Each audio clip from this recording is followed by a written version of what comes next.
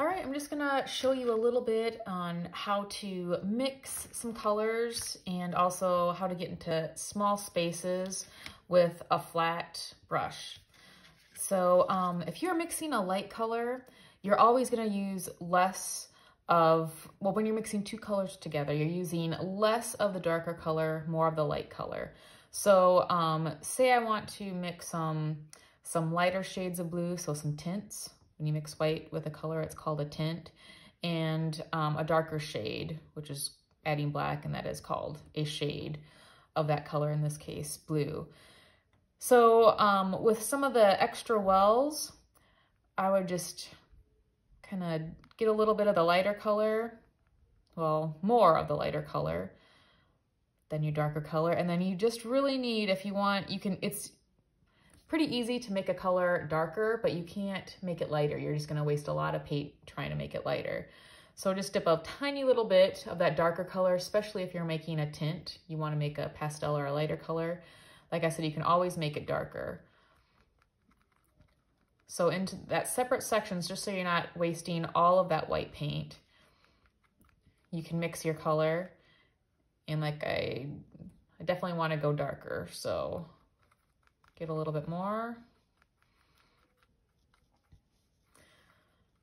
All right, so that's a good amount. That should get me through whatever shapes I need it for.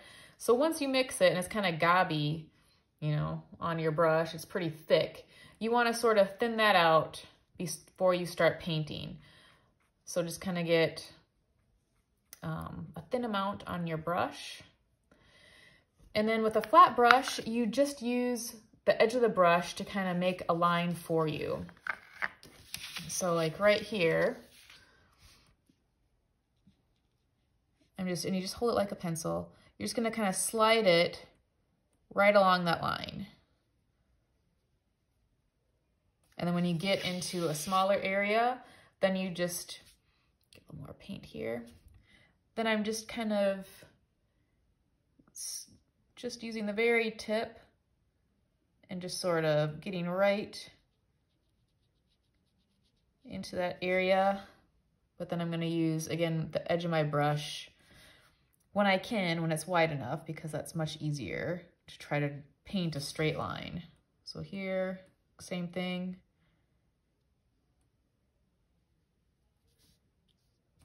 More paint. Edge of your brush.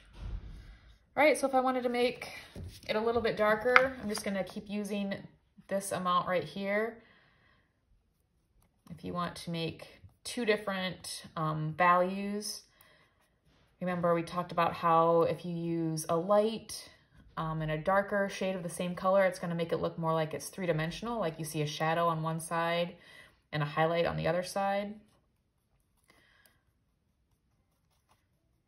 And again, I'm just adding a little bit at a time. You can, just takes a little bit to make it darker, but it would take a lot of white to make it lighter if I did get it too dark. All right, and I can tell that's different. And definitely move your design around so it's easier. The angle of your brush is easier to get into some of those spaces. So again, I'm just gonna use less pressure when you're trying to get into small spaces too. Then the bristles of your brush won't spread out if you're barely touching it down. See how I can press down a little bit more, because it doesn't matter if my line is thick right here, if I'm just sliding it next to my pencil line. And I know you're gonna have smaller spaces than this too, where the flat brush might not work, and you just need a really small round brush to get into some of those spaces. But you're gonna use a flat brush like this for most of it. So anytime there's a straight line, it's way better to use a flat brush to get into that space than try to use a round brush and make it straight. Just kind of fill in the rest. All right, we're also going to be using water, as little as we need to, just because we don't have a place really to dump it and get fresh water easily.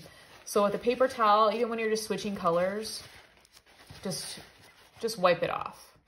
And if it's dry for the most part, the colors aren't going to mix and really affect what you're doing. Okay, so if I wanted to make a shade, kind of the same thing, but my blue is lighter. So I'm just gonna kind of make another little color here in this well. And even if you use all your paint, at least it's contained in one well and you can see what color you need to mix again if you need to make more of it. So this time, I'm just using a little bit of black because black is way darker than this blue. And again, you can easily make a color darker, not so easy to make it lighter. And get most of the paint off your brush so it's not just this big gob you're trying to paint in the space. And just like I did before, less pressure, even if you're using a round brush. Anytime you're getting into a tiny, small space, you just barely want your brush to touch the surface, just with the tip of it. And you can even use, in corners like this, where it's more of like a right angle, the brush works really well too.